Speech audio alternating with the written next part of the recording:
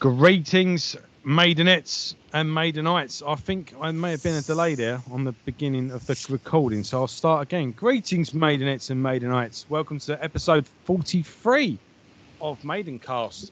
A slightly delayed starting of recording because we started debating about the wrongs and rights of the metal world, and did a half-hour podcast that you're never going to hear. We did a half-hour podcast just on its own. It was gold, solid gold. If only I had a Patreon, I would have put that exclusively. Yeah, that's it. But we don't, because this is a free show. All we ask is that you give us one of them and a subscribe. We got it in early this week because normally we save that to the end. But don't you worry. Yeah, now we're begging for them at the start. So yeah.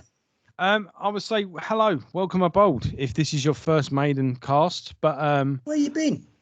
Yeah, we've been. This is your fault now. 42 weeks. Yeah, we've been banging them out, and now you're jumping on board. Now you're commenting. You know, when we're near the end, we've been your lockdown companion.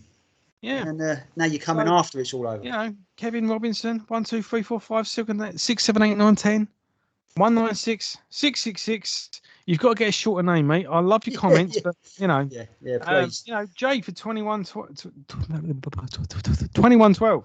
Gav. I want to say Ralph, but no, I think I wrote that down wrong. Pav Force Freya? No. Andy Whelms and Wig Tie people, please. And Colonel Billington. Anyway, you know you all love are us because we're professional. You love us and we love you. And you know, and you quite like our off the topic banter. Apparently, we always give each other a hard time for it, but apparently people quite like it. So yeah, how you been, Luke? I'm all right, mate. Fucking another week, isn't it? Was it a week? Fucking was it? Another week, another Iron Maiden album. Yeah. You know? Well, yeah, we're right at the business end of it now, aren't we? We are indeed. So, yeah, if this is your first episode, I don't know why you would jump on now, but just in case, this is Maidencast, where we are reviewing every Iron Maiden album in the Iron Maiden catalogue, and along the way, we'll be reviewing every solo album and side project along the way in order of everything that was released. So this is the entire canon of Iron Maiden. And this week, we are doing British Lion, Steve Harris's British Lion, The Burning, which was released in 2020. It's no longer Steve Harris British Lion, though, is it? It's no longer Steve Harris British Lion, but I was just clearing it up. But you know, it is now a band, isn't it, rather than a solo project? I'm slightly leaning this way as well because sometimes I lean in this way and the get off your face. Don't. But yeah, what was I saying? Yeah, The Burning, British Lion, which was Steve Harris British Lion, but is now just British Lion.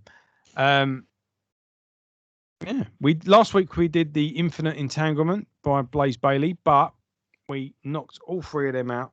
We just did the whole trilogy. Crazy. Yeah, in one long ass 2.5 hour show. I think we did do the right thing now. I didn't think that was like an episode per album. Yeah. No, it wouldn't have. You know, no, it's right.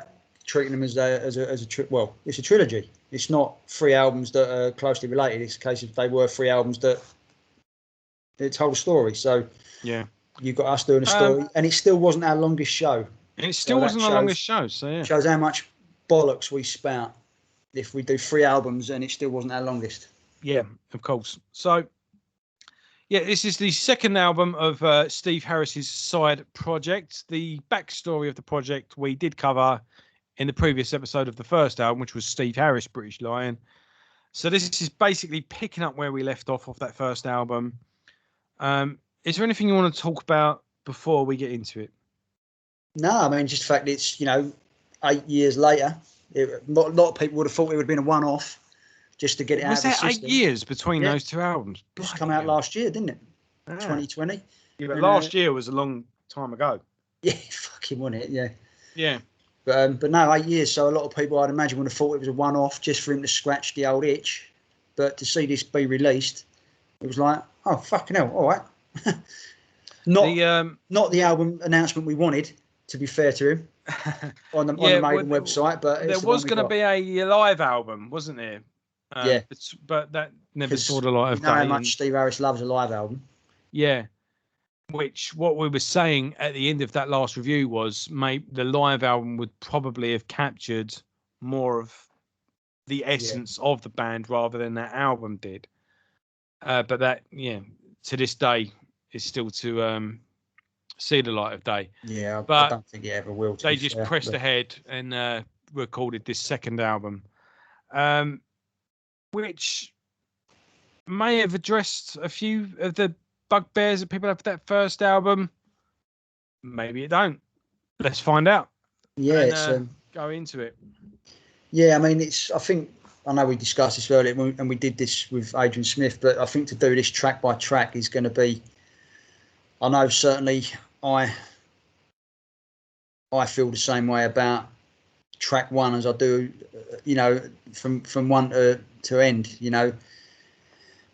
It's the album production is much better. It sounds like an album now instead of a demo. Well, this one isn't by Kevin, funny enough. Yes, fucking hell, Steve did it himself. Yeah, with Tony Newton at Barnyard. Yeah. So fuck. I mean, this sounds like. Don't get me wrong. This doesn't sound like a Steve Harris production from Barnyard. This sounds like a proper album. Yeah. In fact, I would have said Kevin Shirley had done this if I didn't know any better. Yeah. But no. So fair play to Steve. He's learning. Obviously, he's learning the trade. But it actually sounds like a proper album. It's a nice warm production. The drums have got kick-ass sound. The guitars are meaty. The bass is not like it was in the last album because Steve's bass, it was a case of fucking hell, Steve, turn it down.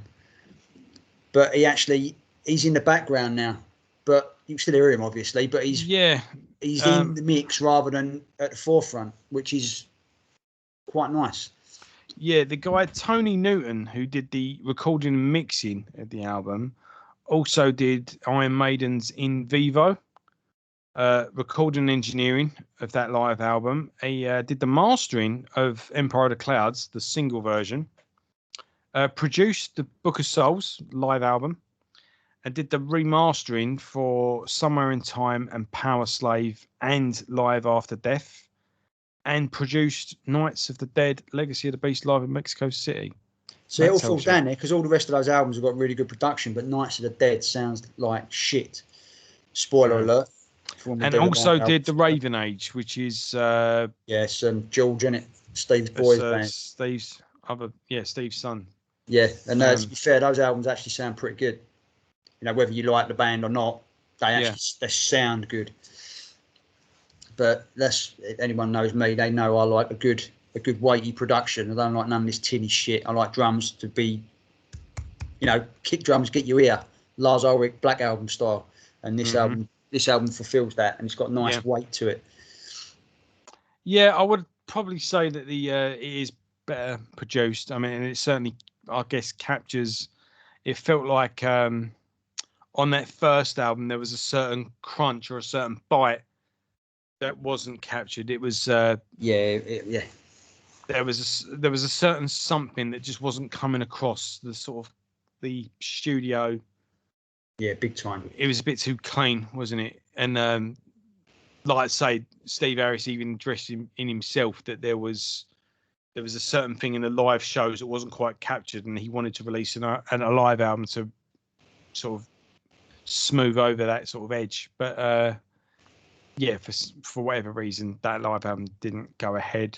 Probably time more than anything else. I think a couple of Maiden tours might have.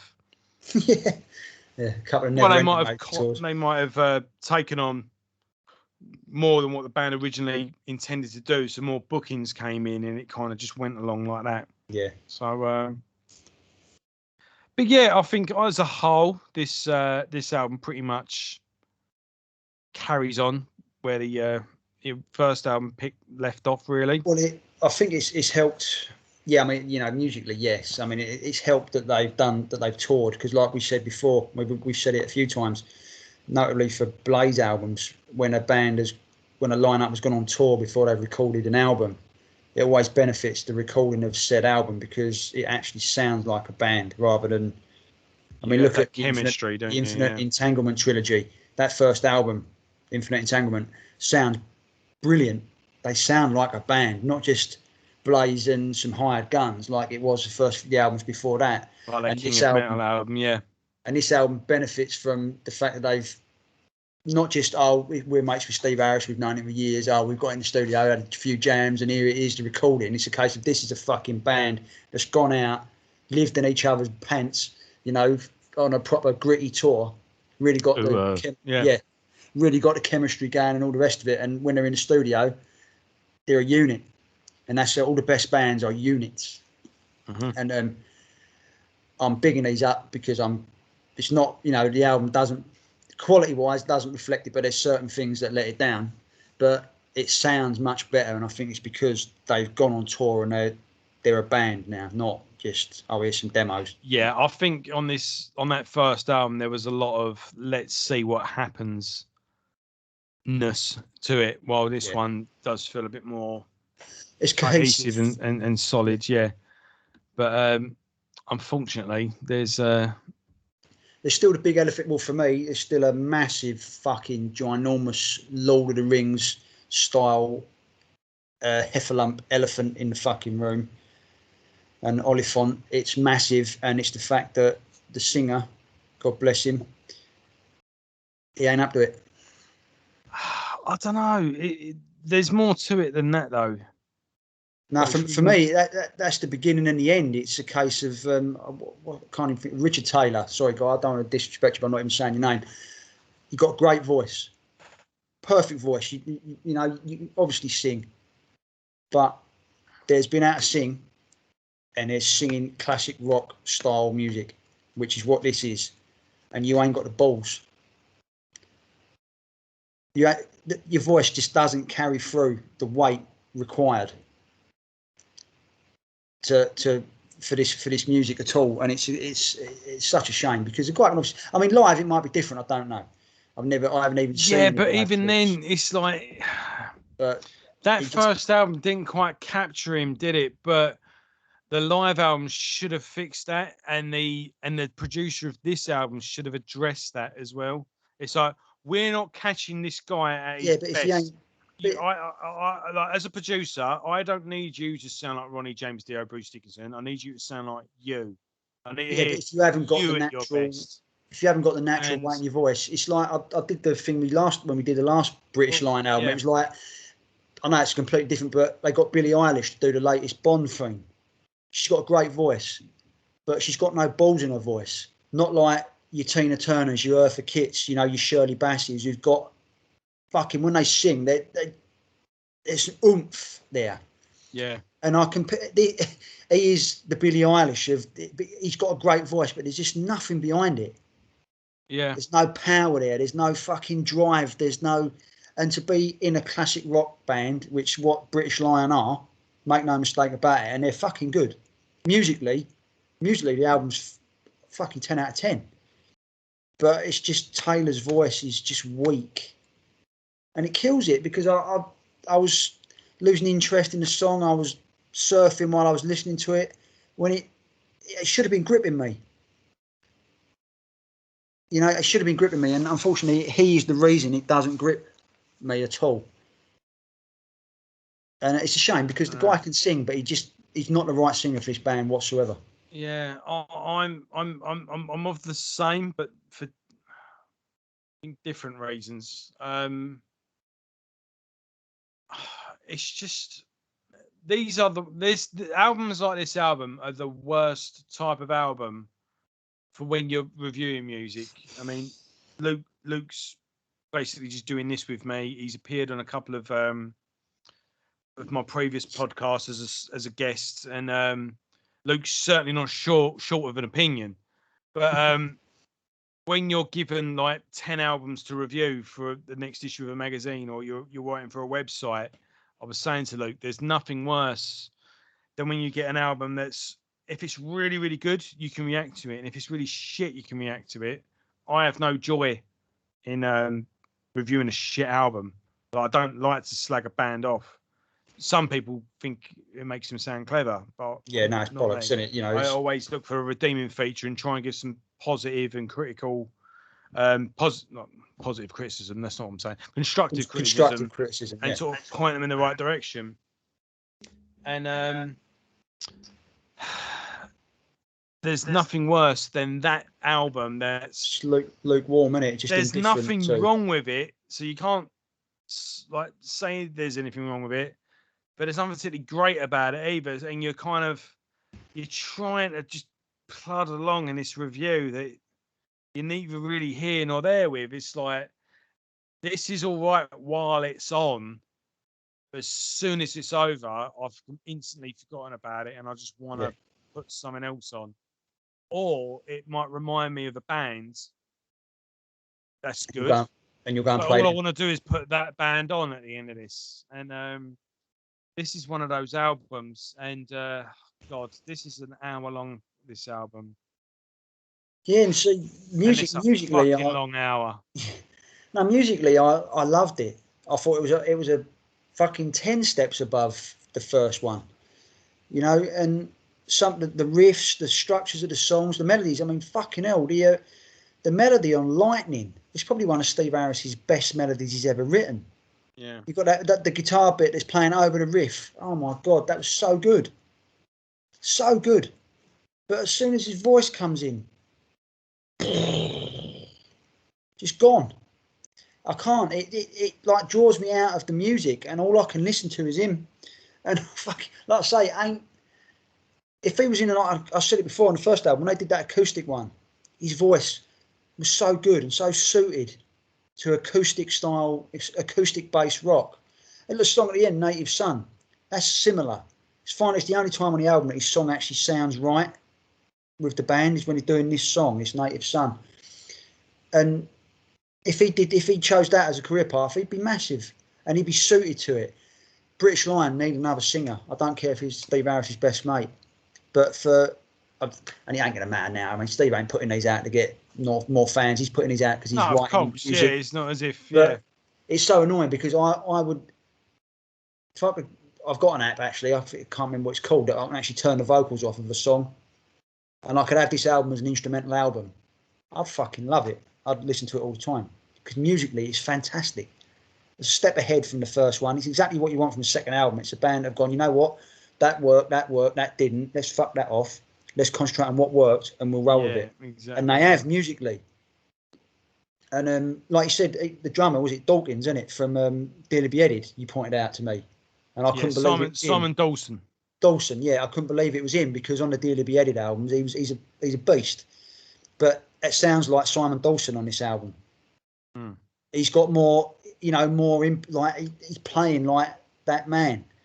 And everything about the album musically and sonically is so much better than the first one. But again, I cannot get past. It's like I say, it's the massive elephant in the room, like the big elephant at the end of fucking Return of the King that carries all the soldiers on it. It's so big. It's his voice, and it's a deal breaker.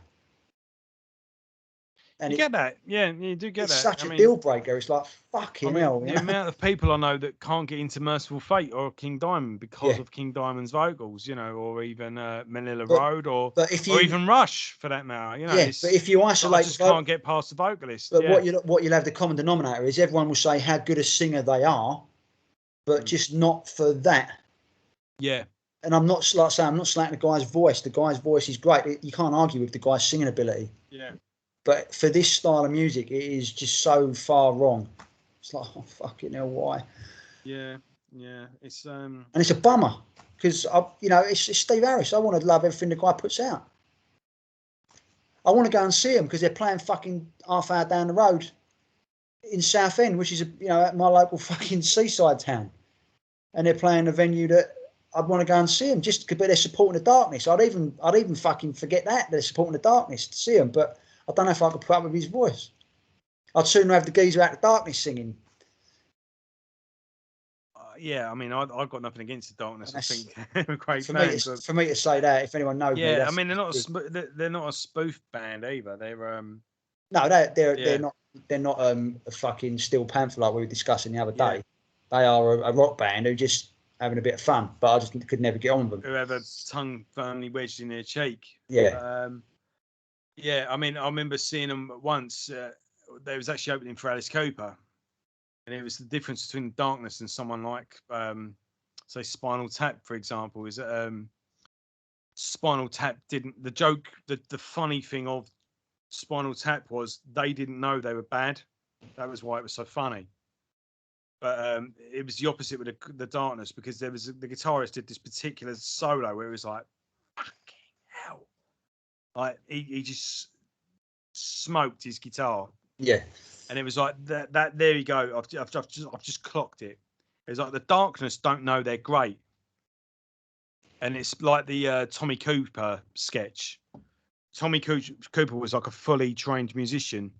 So his sketch was he messes up the magic trick. So his act was he's a terrible magician. So it's the perfect one where he's got the two cups with a ball. He goes, right, so then we go remove the ball, and then he goes, oh bollock, hold on, no, do that again. And then he goes bump, bump, bump, and then there's 3 balls, and it just gets out of hand, doesn't it? And it ends up getting out of his. So he messes up the trick. He ends up doing like a trick that was 10 times better than the original trick. That was what was good about it. That's the Darkness. The Darkness don't know how good they are. They're taking the piss out of the classic rock star archetype, and in that end up doing twice as good as what that band would do. You know, that's the trick with the Darkness. But yeah, back to this. It's just again, when you try and review an album, you go right. First off, you have to go right. Take me out of it. I'm trying to tell the reader or the listener what do you need to know? What are you looking for, and are you going to get it? So there's no point in reviewing a Whopper if you want a KFC or if you're a vegan. So we was mentioning earlier, yesterday we were talking about the Black Album, and a lot of people, just as many don't like the Black Album as many people do. And the people that don't like the Black Album just can't seem to get out of their heads that the Black Album isn't Master of Puppets. Now, if you prefer the Master of Puppets, good for you.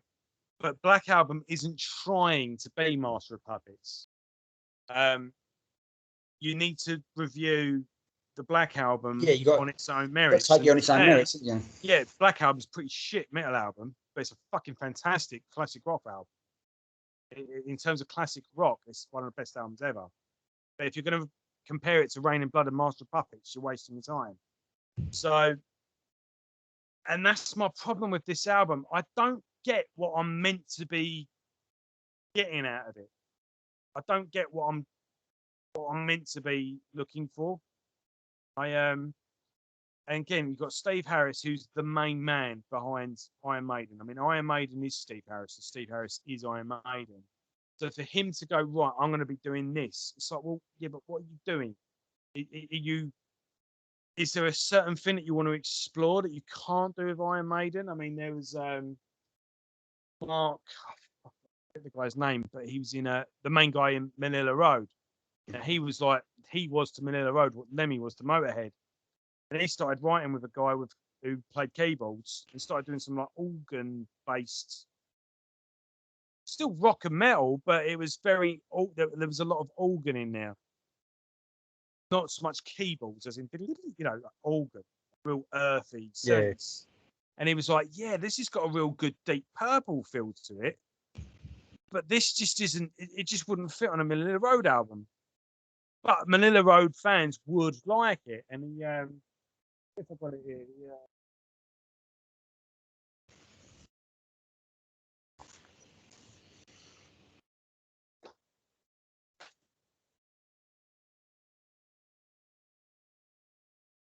so here's your, like, if you were new to Manila Road, say, and you wanted to get into them, this is sort of like the main trilogy. That I've got you may have seen a T-shirt of that on a few Nightmare Cabin T-shirts. And then he did Hellwell. And he did these 2 albums. And yeah, these were written with different musicians. And again, there was the organ in that. So in order to separate it as well, he did a lot of H.P. Lovecraft, like Cthulhu Mythos. And this one comes with a book that he wrote his own story for it and that. It's like, again, it's just that little bit separate. But I just don't get what I'm meant to be getting into here. It's just, I think everything that you've brought up with the vocalist, Richard Taylor. And again, it's not that he's a bad vocalist. It's just, far from it. It's. I'm trying to think of an actor who's a very good actor, but I don't know, quickly throw an actor at me. I don't know. Yeah, I'm trying. Yeah, where their performance is nothing to do with their performance, but it's nothing against you, mate. I just don't think you're going to make a very good Batman.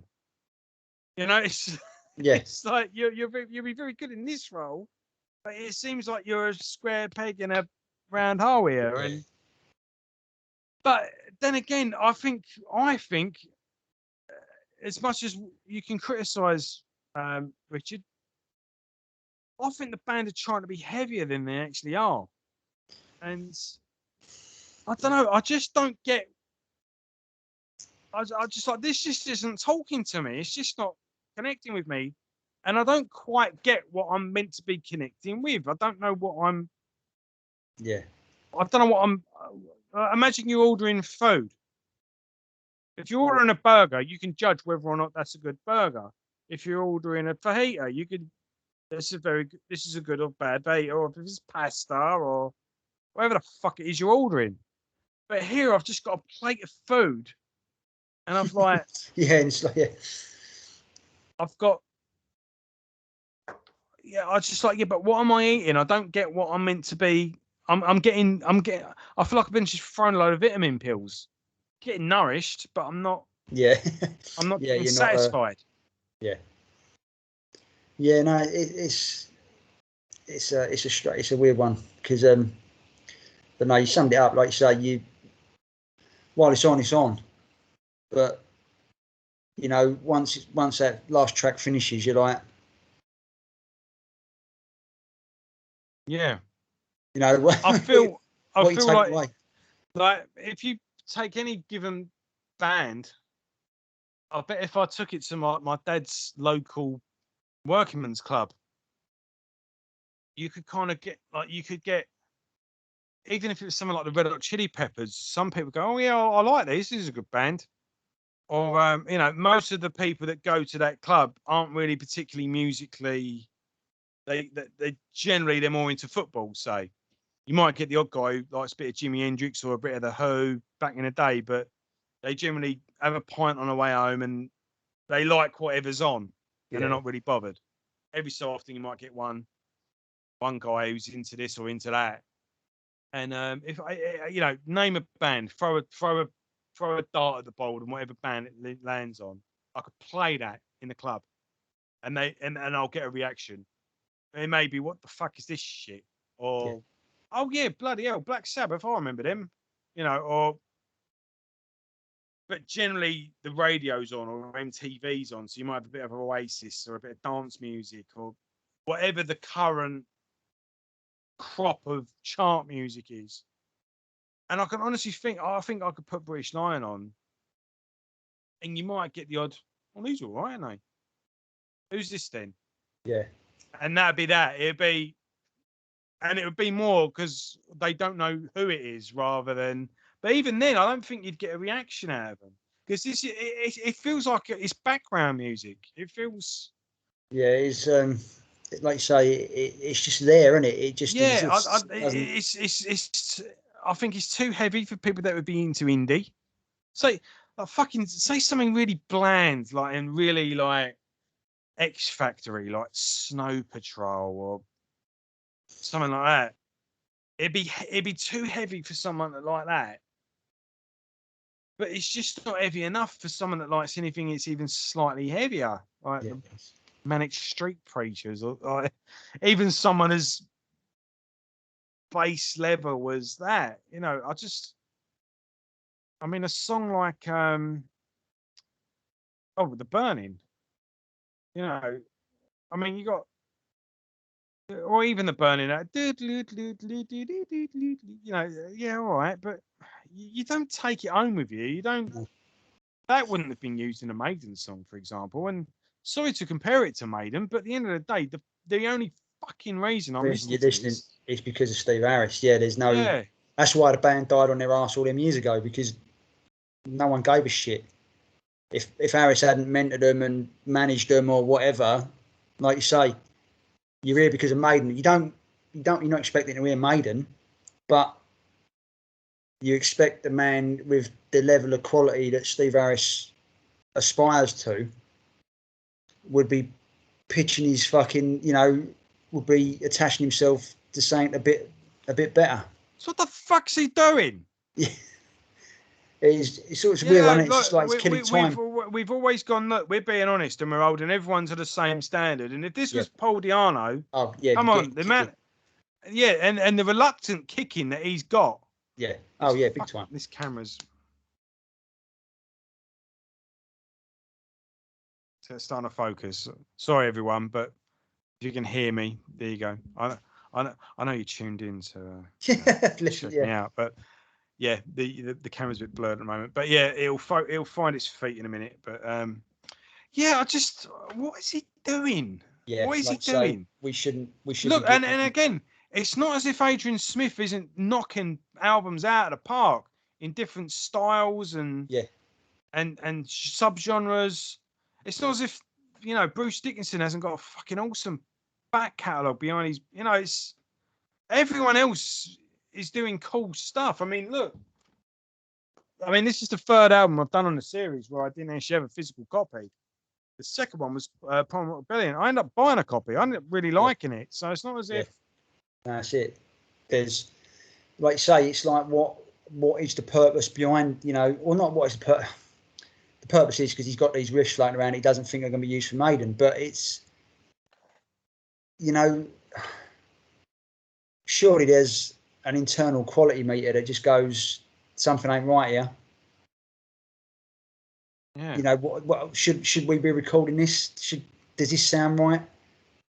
And it's not as if it's terrible, but it's just it's not. But that's the thing. It's not terrible. As if it was shit, I could go on like a rant and give you something to fucking entertain you a little bit and go, oh, this is funny. Look at Joe going off on one. How terrible this album is. But it's not even terrible. It's a fucking pair of chinos from Marks and Spencer's. It does the job. But what more do you want? Yeah, that's it. Yeah, it's just it couldn't be plainer, could it? It's a ham and cheese sandwich. But when you've mastered the fucking cheeseburger with bacon and a special sauce that no one knows the ingredients to, and you've got a perfect little bun to carry it in, and you found that perfect ratio between melted cheese and burger, and you've got the just right crispy bacon in the middle of it, and when you're making Five Guys cheeseburgers and then you just come out with a bland ham sandwich at the end, it's just like, well, what was the point of that then? Yeah. And this is it. I think I've pretty much mastered. It's fucking show. Iron Maiden have mastered the cheeseburger over the course of how many albums and how many decades? Yeah. And they've tweaked the recipe album by album, and they've made this perfect. And then the guy that's just mastered this cheeseburger has just gone, ham and cheese sandwich. Yeah, drinking on that. It's all right. I mean, the bread's nice, I suppose, and the ham and the cheese is cheddar. I mean, it's got some butter in it. I mean, I'm sorry. Trying to review this album is like Leonardo DiCaprio coming up to me going, "Sell me this pen." It's I've not really got a lot. No. Well, Yeah, the album was all right while it was on, but no draw for it to ever go back to it, is there? If you look at the collection behind me, right, and there is a fucking whole shelf of just Iron Maiden. I've got Iron Maiden playing in a club that sounds like it's recorded on a fucking dictaphone 5 buildings down the road. I buy shit I don't need. I've got a problem. But I didn't buy this album. That's how fucking crap this album is. I didn't even buy it. And I buy bollocks. And I couldn't bring myself to buy this album. That's how damn I am. But yeah, like you say, it's just, it doesn't warrant it, does it? It's. And I don't want to slag it off because I've got respect for everyone involved. I love a bit of Dearly Beheaded. I love fucking Steve Harris, and it ain't no Paul Di'Arno turkey, is it? No. It's just weird. In fact, I think I'd rather listen to Di'Arno than this. In fact, Di'Arno, I jokingly, ironically, will sing songs off that album to piss Luke off. Because one of the biggest joys in my life is pissing Luke off. And I will happily go, I hear you call. Da, da, da, da, da. Heartbreaker, a barracuda. She'll use you up, throw your love away. I can't remember anything off this. I can't remember anything off it. Apart from that off of Burning. Apart from that, I couldn't tell you anything off this album. Yeah, no. That's like I can't do an album a track by track review. No, it's because it will be. I will say, as a redeeming feature, it has a nice feeling, like the atmosphere of the album is a nice coastal holiday in the British Isles. It has a very British feel to it, and if you was in a sort of a coastal town, but not with the best weather. So you've gone on a nice little walk. And you and your metaphors. You've seen a nice little castle, but it's fucking windy. But then you go into a nice pub on the way home, and there's that nice little cozy feeling in this pub while it's pissing down outside. That it kind of captures that, and I'll tell you how it captures that, because every video that was filmed for this, all the singles on this album, the singer, what's his name again? He's wearing a really thick coat. It's something to listen to while it's cold. While it's cold. Whilst wearing a thick coat. That's all I've got. But yeah, I mean, I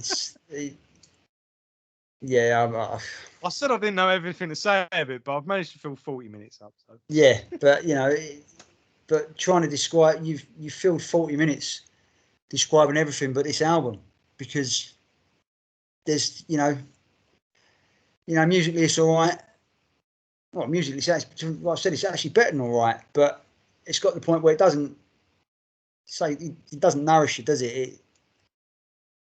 I can't take, like you say, you can't take anything away from it. It's like a band. Like, say you walk into again, like you're on a nice holiday in a coastal town,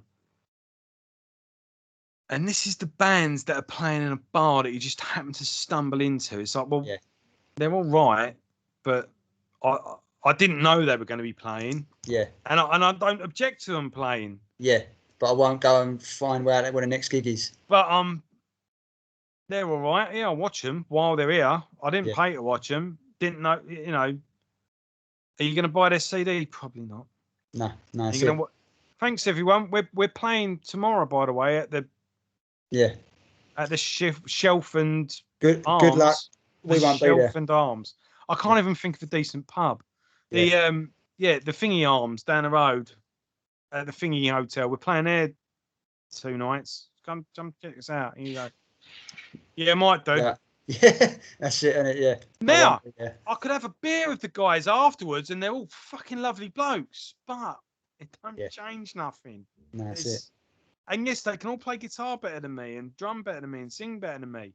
But again, if I order a hamburger and I don't like the hamburger, it doesn't necessarily mean I have to be a chef in order to know a good one from a bad one either. So. Yeah. Well. Over at you. So well, it's it is what it is. I mean, not so musically, I could listen to it over and over again, but I still wouldn't. I don't know what I'd take away from it. But vocally, it's a killer, and it's a 3 out of 10. But it's like we said, I can't even argue with you. You can't even. It's not a shit album, is it? But I'm much more forgiving than you are, as a whole. Yeah. On different things. Yeah. But it's not. It's 3 out of 10. I was more forgiving on the first album. I was a lot more forgiving. Yeah, I gave it a kicking. But it's like, but you've got a chance to address everything. It's like it is a good debut, and the potential's there, but it just hasn't been addressed, is it? It's just no, it ain't. And 3 out of 10, but it's not shit. It's we've reviewed worse albums on this over the course of these 43 episodes. I mean, fucking hell, Menace to Society was an abortion. Most of Battlezone's been an abortion, but I think we had more positives to say about them. Yeah, but when Battlezone were good, they were fucking good. It was just, and the annoying thing about Battlezone, it was like it gave you something where you went, well, hold on a minute, this is good. Where was more of this? What the fuck you been doing this for the last 4 songs? Do more of that. Yeah, you can do it. There was like little glimmers of brilliance, and even with oh god. Yeah, imagine. I mean, again, Killers, the first Killers albums, fucking amazing. Work of art, mate. But then when Paul Di'Anno's trying to be, you can't tell the difference between Paul Di'Anno and Brian Harvey on the second. And yeah. Oh, but what's worse? Like, imagine Killers doing Menace to Society in full, and then British Lion doing Burning in. Oh god, that'd be a long night, wouldn't it? Yeah, it would. Fucking hell. But you know, I will say Legend's quite a good song. After all that, Legend's not a bad song. No, I mean, and like I said, the melody in Lightning, fucking hell, I thought that was one of Harris's best, but it's just wasted. But having said that, if they said, oh yeah, we've got a new singer and we're re-recording both albums, and I'd probably, this album could be one of my favourites. But it's such a deal breaker. It sort of takes. I can't focus on anything else.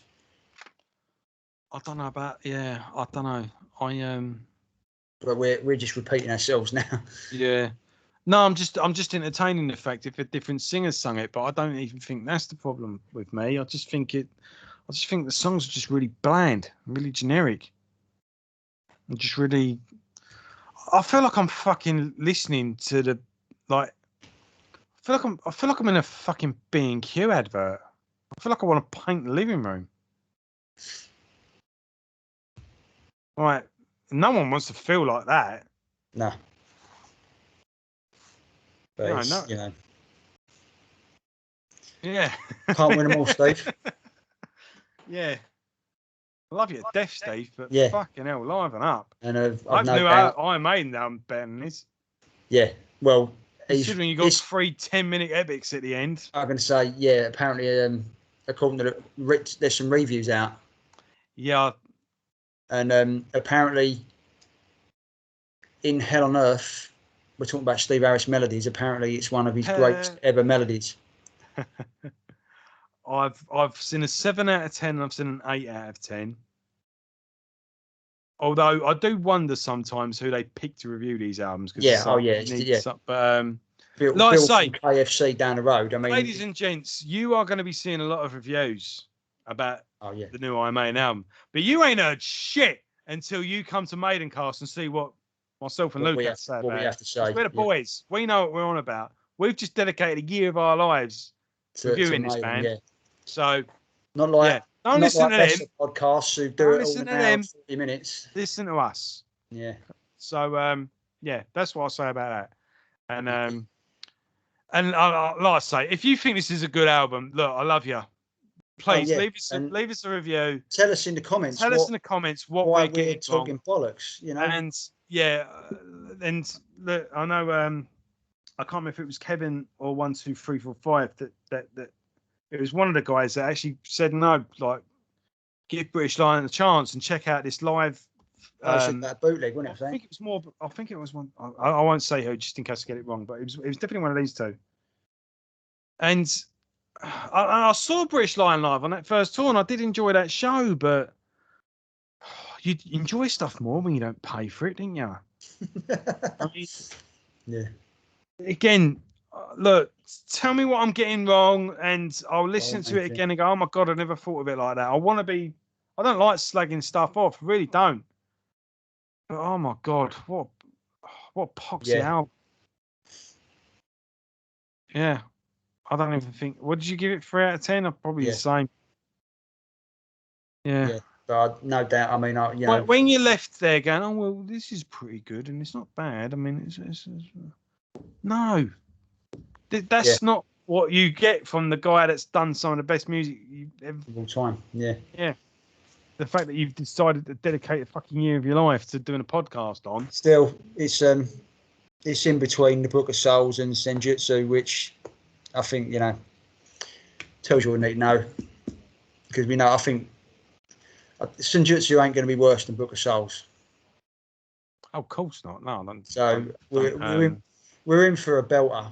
I didn't doubt that for a second. No, but what I'm saying is just if he needs to scratch that itch to keep the quality level going for the day job. Right, I get what you mean. Right, I'd rather a British Lion if it keeps. Yeah, exactly. Yeah. All right, I get what you mean there. Yeah, definitely.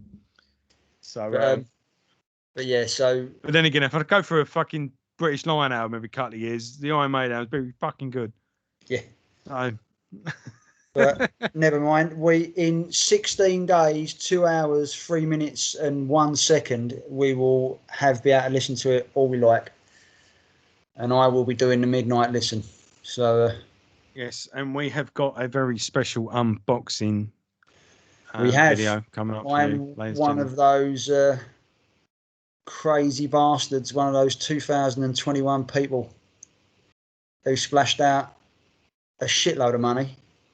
And he's going to be he's going to be making a fortune on it. They've already started. They have, going I know, up on mate. eBay. $1,500 I saw one go for.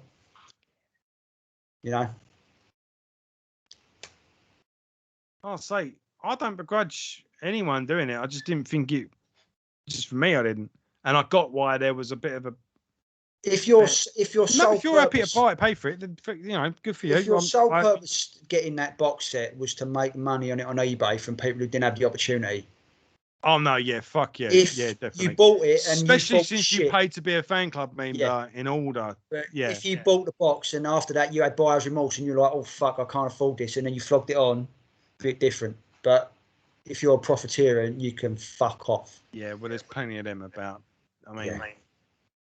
Pretty much every limited edition vinyl and whatnot, you get that every time. Yeah. And the guy that got buyer's remorse, it's a pre-order. You could always cancel it. You know what I mean? So, yeah, all right, maybe 3 of them. Yeah. But the rest of them, nah, you're a piece of shit. Yeah, big time. But then again, you know, it's just like the tickets out. It's like, well, you're the dumbass for paying it as well. Yeah. I mean, if no one's fucking making you do it. Yeah. So, but anyway, we will have an unboxing video coming up, ladies and gents. Indeed. And yeah, you'll be do your fan club exclusive, and I will have the digibook. The book thing, yeah. It's not quite A4 because that's. No, it's weird. It's not. That's A4. It's not anything. It's a weird size. But no, we'll get them done. It's more like a DVD. Yeah. Slightly bigger than a DVD. So we've only got one left, haven't we? In the roundup. No, got 2. Oh fucking hell, we have got 2, yeah. Yeah, we've got Smith and Kotzen. Smith Kotzen, yeah. And then we've got the new Blaze Bayley album. Back with the boy. Yeah. So we did do a reaction video to Smith and Kotzen, but this will be a track-by-track review. Yeah. And then after that, we'll be doing Blaze's new album, which was War Within Me, which did come out this year. It did. Yeah. It did. So it was in January, February time, wasn't it? Yeah. We didn't do a reaction to that either. No, we sort of got it. We had the plans to do it, didn't we? And it just never happened. Yeah. Time didn't allow. So sorry, Blaze. So we're 2 albums to go, ladies and gents, and then we'll be doing Senjutsu when it does finally come out. We'll probably do a reaction video and then a full. Yeah, it'll be a reaction, and then because you can't review it on first impressions, can you? Because it's not right. It's no. Right. So I think we've pretty much.